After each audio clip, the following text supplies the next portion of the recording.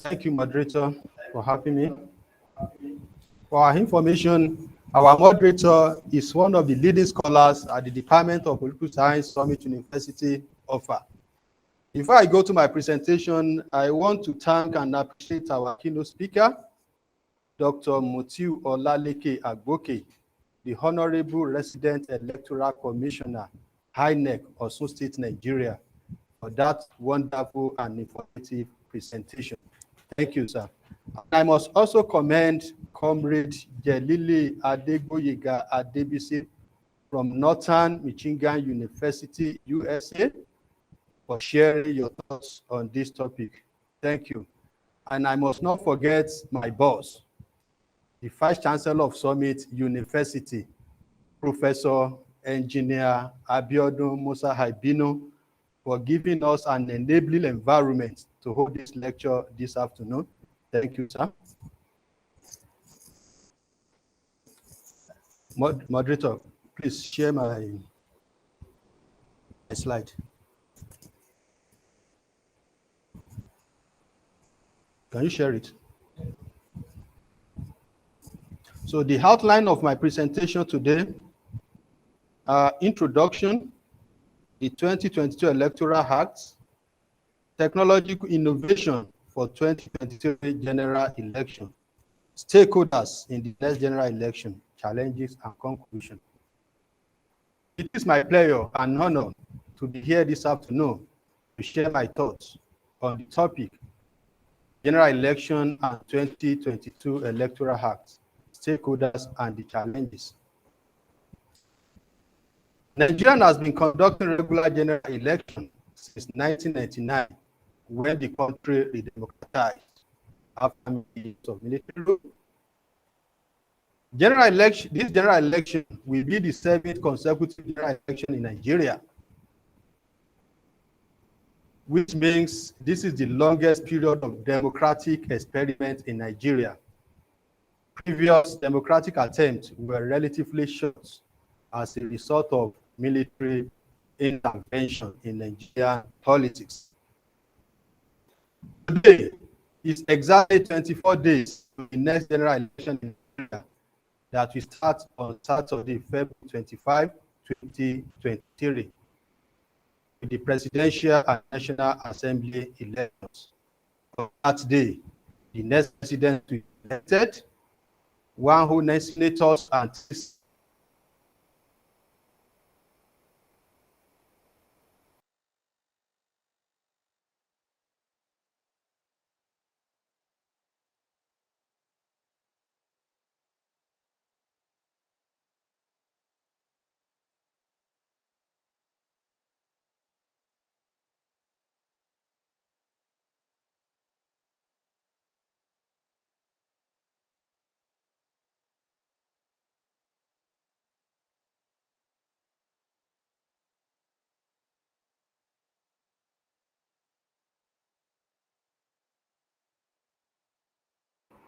Okay, I think we had a bit of audio infringements with our speaker. Dr. Murana, if you can hear me, please. Can you hear me? no.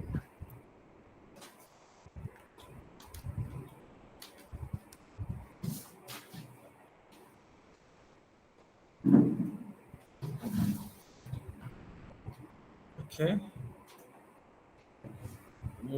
While we wait for him to, I think he has a bit of network issues with our speaker. But let me also. Can you hear me now? Moderator? Yes, I can hear you, sir. Thank you.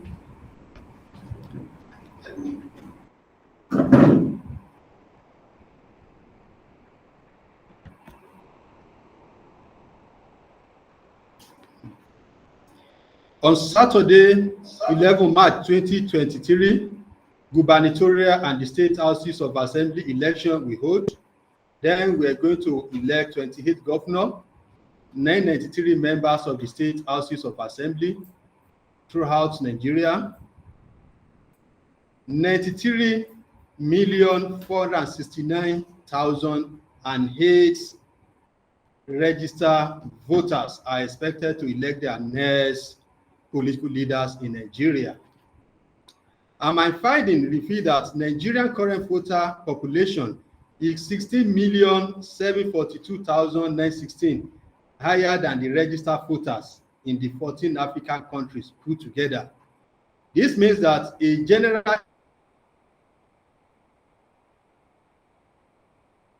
election in Nigeria is like conducting election in the whole of West African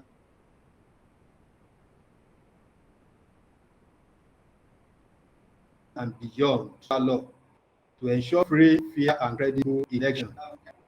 This is the Electoral Act. 2022 Electoral Act was signed into law on Friday, 25th February 2022, exactly 1 year ahead of this forthcoming election. The new electoral law contains some very important changes compared to 2029 Electoral Act. And the 10 most important provisions in the new electoral law are as follows. The first one.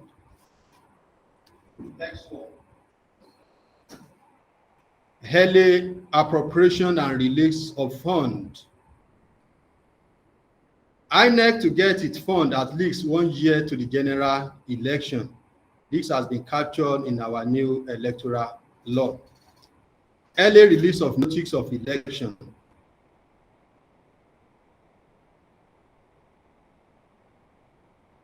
INEC is now required to issue the notice of election 360 days to the use of electronic device for accreditation of voters. Section 47 of the electoral law empowers INEC to use the smart card reader or any other device for accreditation. Early primaries by political party. Political parties must complete their primaries and submit names of candidates at least 180 days to the general election, compared to 60 days that was contained in the 2010 Electoral Act.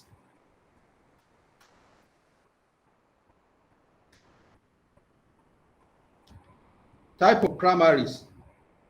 Now, there are 3 types of primary in the law, namely direct, indirect, and consensus. This gives political parties a wider range of options for selecting their candidates. And the next new provision is electronic transmission of results. The Act now empowers INEC to determine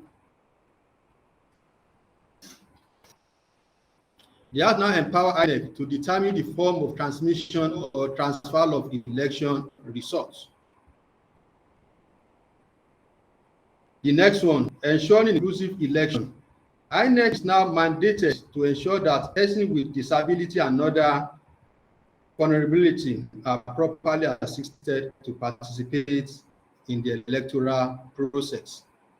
Election finance. Limits have been set for amount of money that political party and candidate can spend in election, as well as the amounts that can be donated by people. The definition of overvoting. Unlike the 2010 Electoral Act that defined overvoting in terms of registered voter, the new Act defined it in terms of accredited voters, and this has been it's a deviation from the 2010 Electoral Act. Power of the Commission.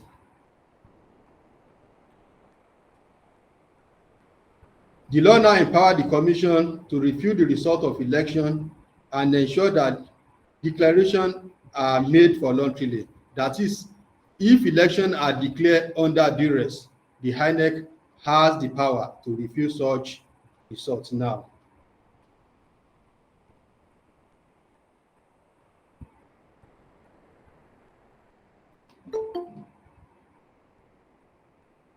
My next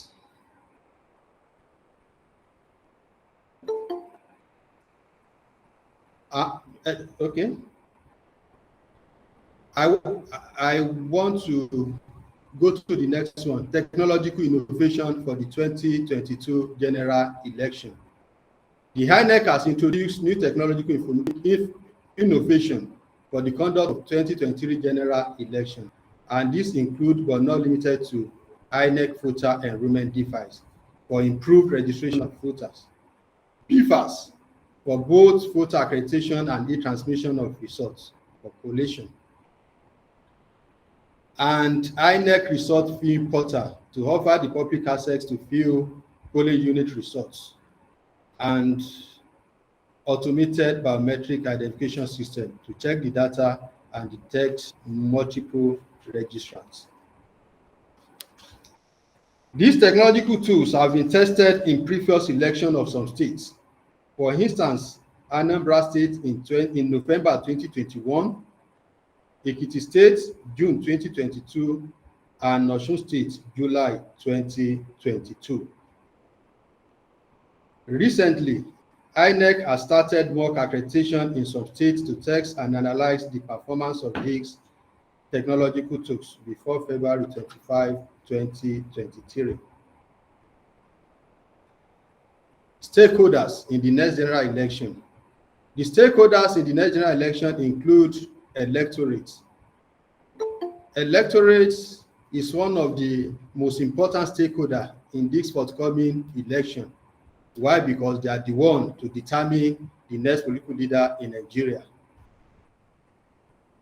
Another important stakeholder is political party that feed candidates in this election, and they equally play a role of voter education and turnout efforts.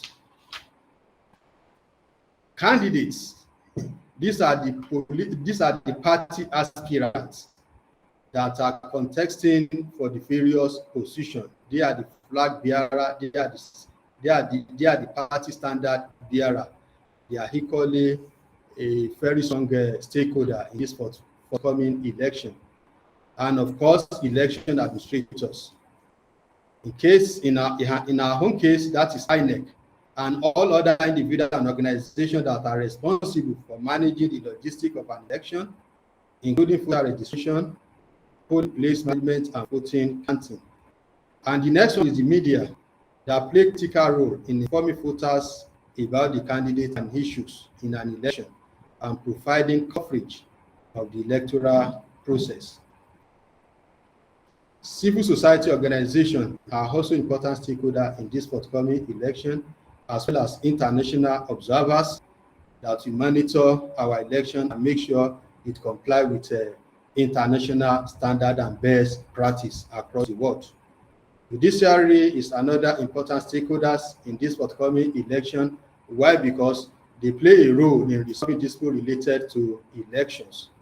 And governments play a role in creating and implementing electoral law, funding and overseeing the electoral administration. Challenges. One of the important challenges of this forthcoming election is logistics. And to solve this problem, INEC has established a logistic management system that uses an Android application and web dashboard to track election material from procurement through storage to delivery. And for the first time in the history of a Nigerian political system, INEC has a comprehensive election logistic framework to guide the logistics for the general election, from planning through deployment to retrieval. This is the first time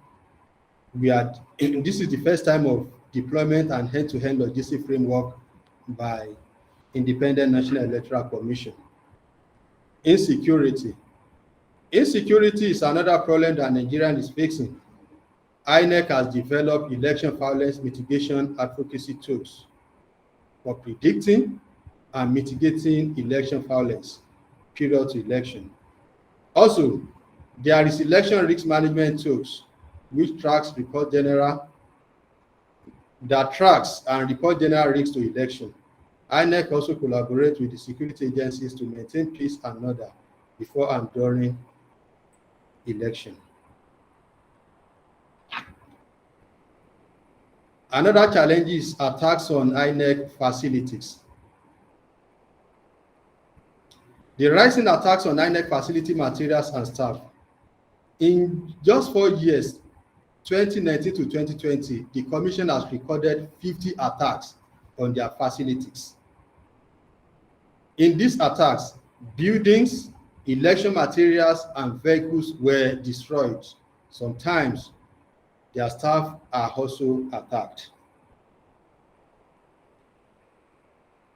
Another big challenge to our forthcoming general election is campaign finance and vote buying. Over the years, it has been a difficult task for INEC to effectively oversight campaign finance. Vote trading is another challenge that we are facing in this country, and is telling on a credibility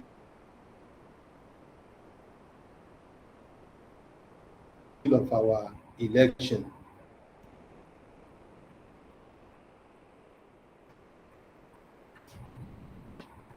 Exclusion of diaspora from community in the world. The exclusion and ability to vote is the line of the electoral process in Nigeria, though this is a legal obstacle. Currently, Nigeria electoral law does not make provision for diaspora voting. Thank you for listening. Thank you very much, Dr. A.O. Murana, for that presentation. Like all the speakers have, he has also broadened the scope of this discussion. He has also mentioned other issues like security, vote buying, vote trading in general. And these are some of the other challenges that hinder or that may affect the credibility of the 2023 general elections in Nigeria. There we have it. We've listened to all our three speakers today. We would like to take questions, comments, contributions. Dr. Agboke, unfortunately, has left the meeting. Like I said, he's a very busy man, so probably has one or two other things to do. And Dr. Jalili Adebi also has told me he has a class to attend. But we have more than capable hands here. Dr. Murana is here and is not going anywhere. So he'll be online to answer all our questions. So if you have any questions, please, you can raise up your hand and we'll call on you to ask your questions.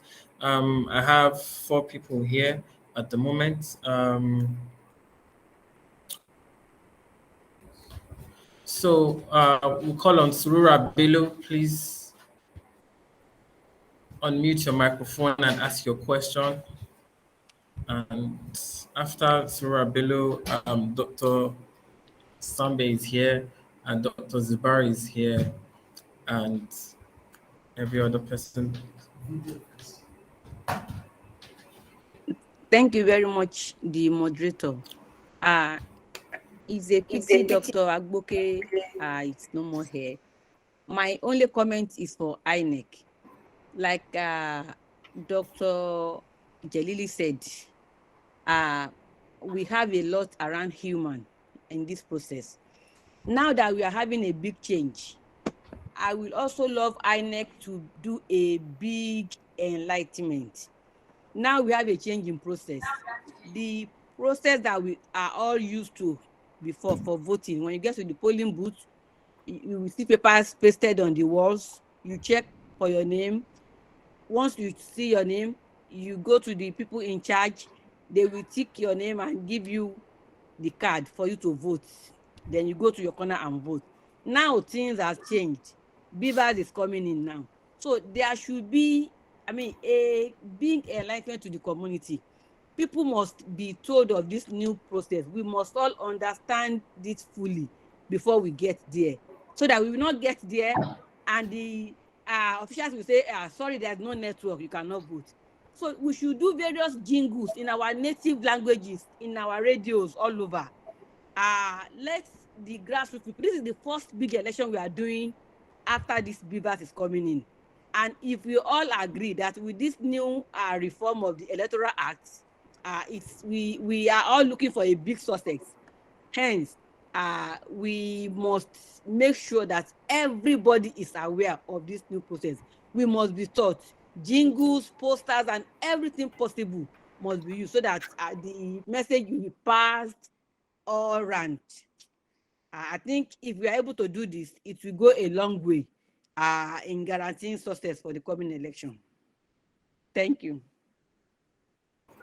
Thank you so much, Dr. Sarah Bello, for that amazing contribution. She talked about sensitization of the community, of everybody, about the new electoral process and INEC. I think they should be on top of that, but we'll make sure that your contributions get to Dr. Agbuke.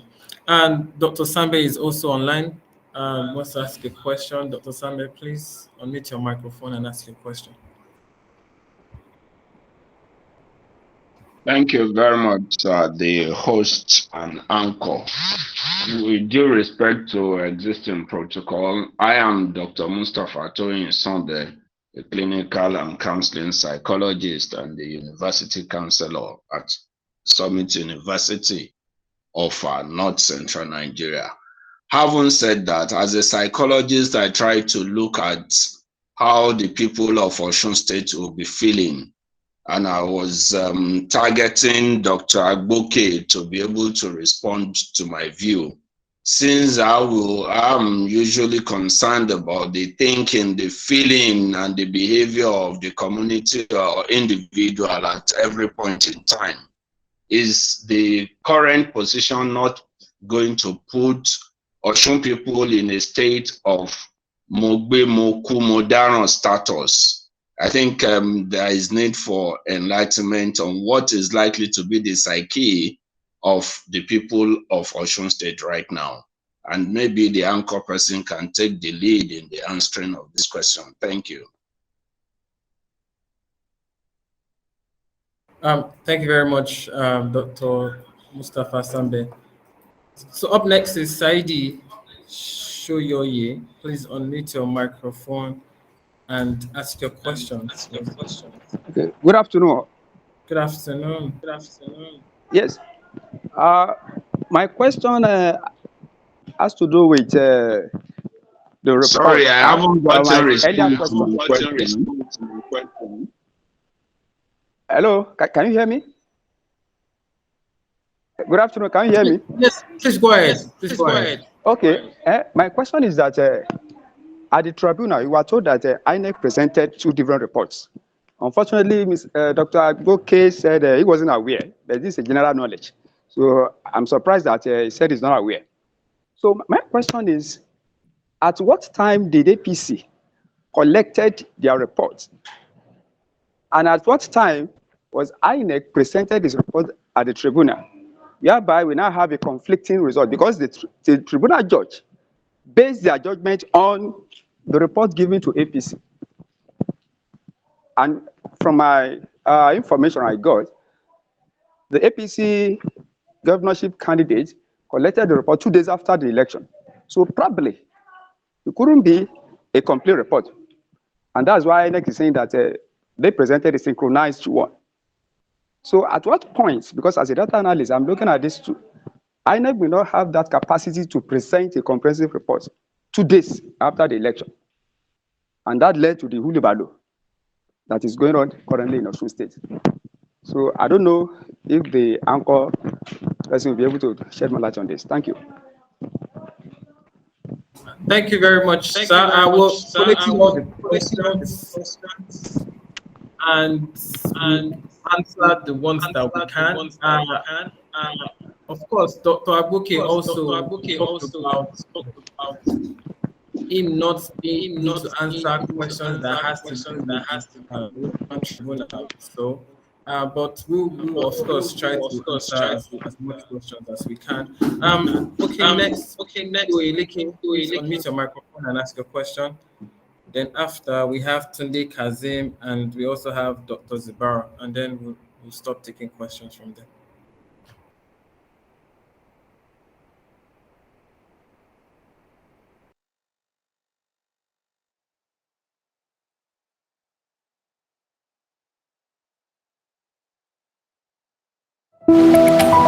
Over the years, employability has moved from what you studied to what you can do. Knowledge that cannot be applied is useless in today's world.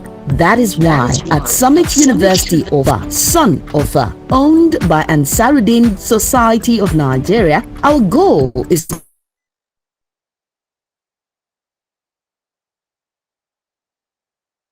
not to produce only employable graduates, but to graduate entrepreneurs and job creators who shine in their world like the product of Son of that they are. Enroll today by visiting www.summituniversity.edu.ng. Inter-university transfer is also available for undergraduates willing to complete their studies at Summit University of Son of we shine like the sun.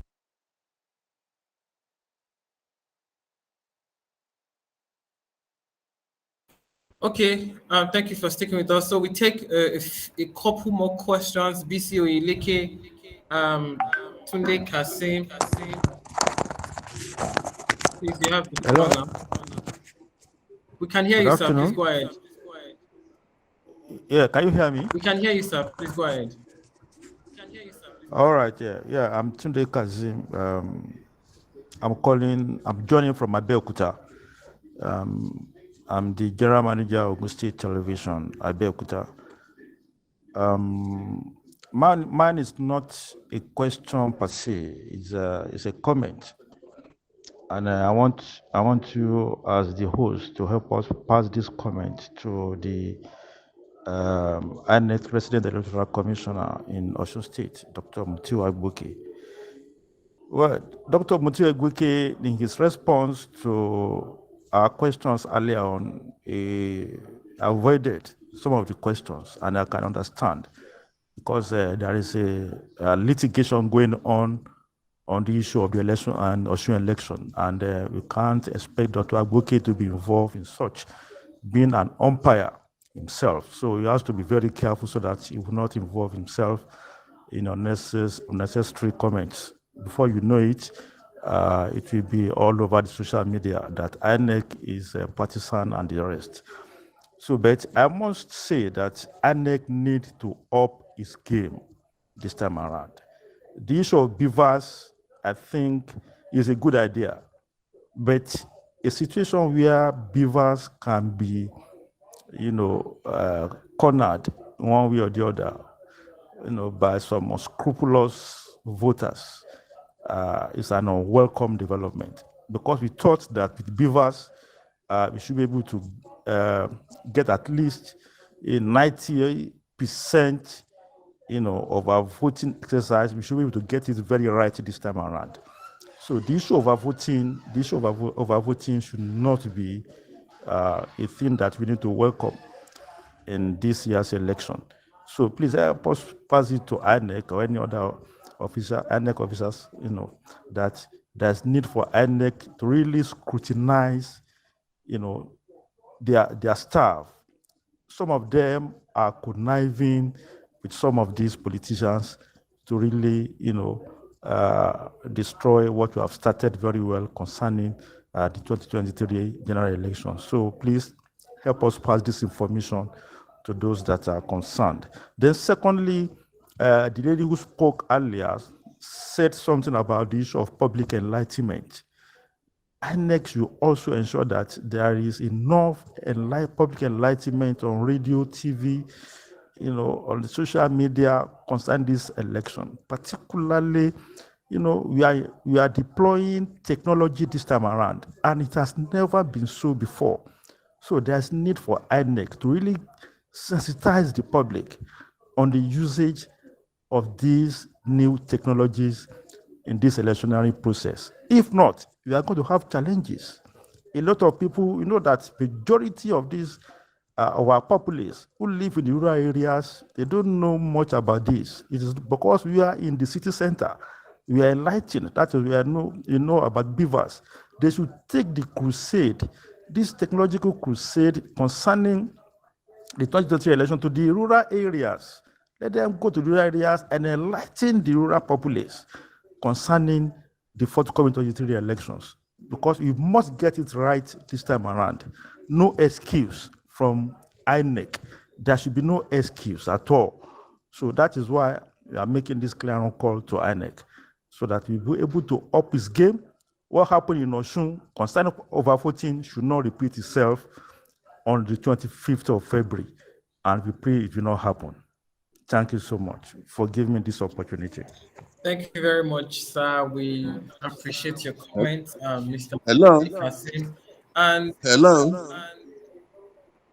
Hello. hello, sir. We can hear you, sir. Yes. Yes. My name is Bisi Oyeleke.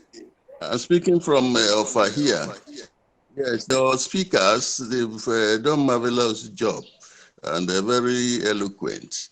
And as the last speaker said, I think it was very, very good of the commissioner from Oshugu not to comment on this election that went to the tribunal. Having said that, I just want to ask, maybe you'll be able to pass this to the commissioner, whether the new, with the new technology, is it possible for INEC to identify who the over voters are through their fingerprints on the ballot papers? And is it also possible to identify these people from the actual accredited voters? Because they said that those over voters were deducted. How are they able to identify those? Or is it just the number of overvoting through the BVA they deducted, or they were able to identify those people in person so that it's necessary for those people to be prosecuted? The second aspect I'm asking is about this ballot papers. It's very lengthy document and it's confusing to voters.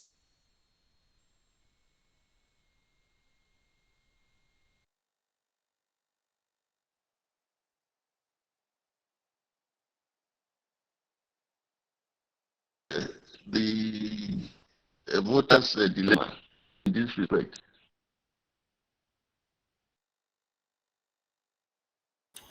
Thank you very much, sir.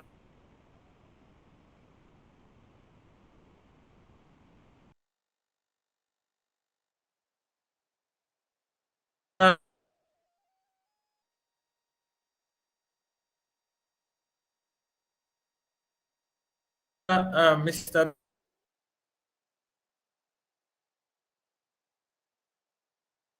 The questions keep on coming.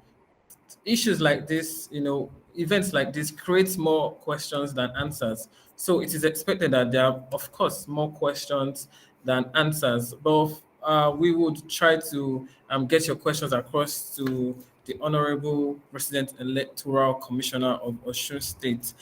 We say very big thank you for your questions.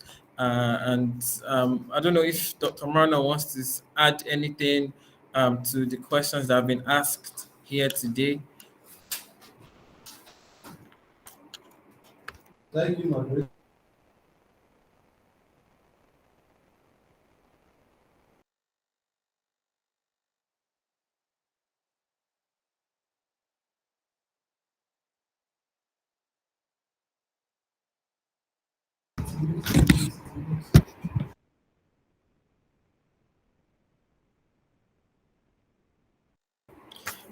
Okay. I don't think Dr. Mano is online here with us. If you can hear me, Dr. Mano, please let me know. So we must say a very big thank you to everybody who has joined us today. It's been an amazing discourse, one that we have to go and ponder upon ourselves as citizens, as scholars, as Nigerians. Of course, this is a gradual step. We, of course, cannot get there overnight. So we expect that as long as every one of us is playing their part, as citizens, as INEC, as the government, also everybody has a part to play. And as long as we keep trying to be better, I'm sure that we will eventually get there. Someone mentioned something about INEC staffs, talk about there being moves, INEC staffs conniving with politicians and the likes. This is a personal opinion, it still goes back to our morals as a society. our beliefs as human beings, how we behave every day, even at work. This because we can talk about INEC all day long because they are in our faces, but we look at ourselves also, our community, our families, and everything that we also relate with. This is a replica of what the society is like for us today. And but we hope that we are going to overcome all of these challenges, and we're also going to move on collectively as a group of people. Um, Unfortunately, we're unable to take any more questions. We really do appreciate your time here with us today. Summit University is committed to uh, Summit University is committed, like the Vice Chancellor said, to industry-fitted graduates. We, of course, here we raise graduates who can ask questions and who can give informed opinion about these issues. Um, I would like to call on the university acting registrar, person of Mr. Mustafa Kadri, to give the vote of thanks for this program here today. And let me say that we are going to subsequently have other events for you to, before the elections. So we would also be interrogating several of these issues that we have here with us. It's not something that we can sort or all answer in a day, but we're going to keep trying as our mandate of knowledge dissemination and community development. The acting registrar, sir, if you are online, if you can hear me, please unmute your microphone and help with the vote of thanks for the program. Okay. Let me call on Summit University Advancement Bureau, the General Manager of the SWAB, to give the vote of thanks.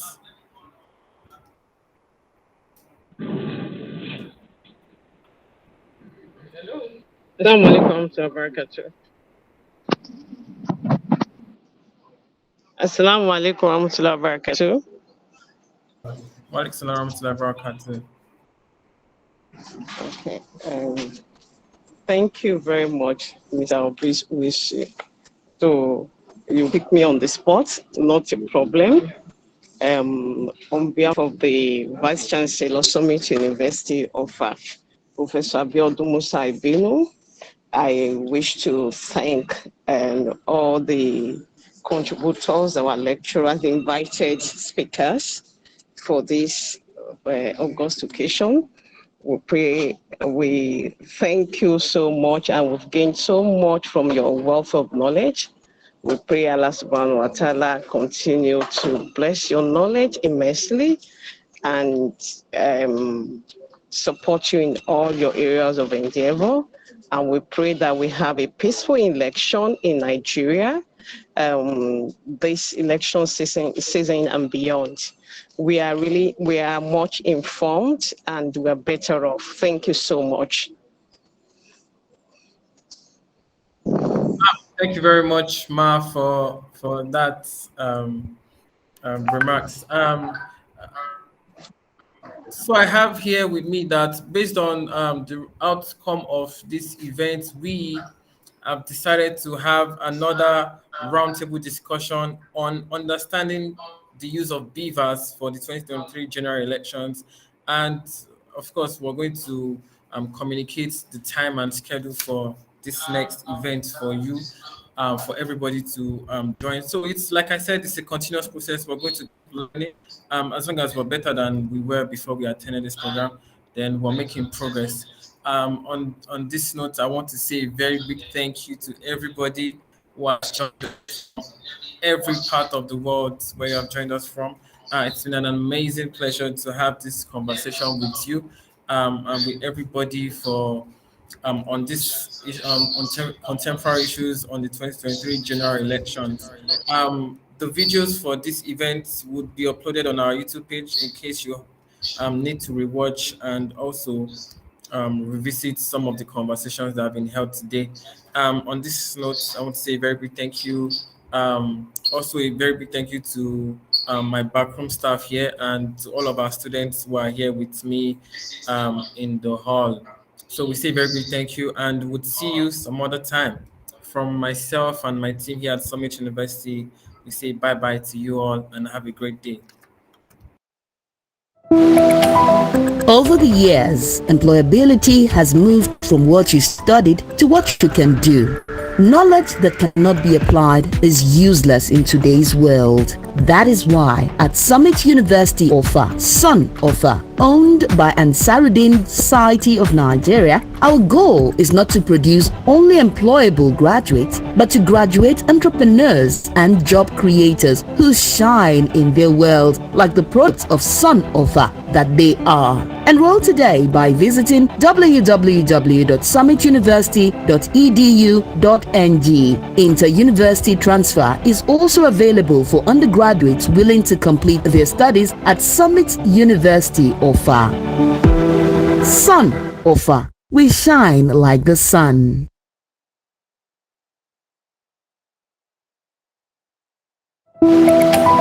Over the years, employability has moved from what you studied to what you can do.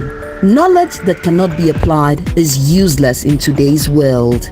That is why at Summit University Offer, Sun Offer, owned by Ansarudin Society of Nigeria, our goal is not to produce only employable graduates, but to graduate entrepreneurs and job creators who shine in their world like the products of Sun Offer that they are. Enroll today by visiting www.summituniversity.edu.ng. Inter-university transfer is also available for undergraduates willing to complete their studies at Summit University Offer. Sun Offer. We shine like the sun.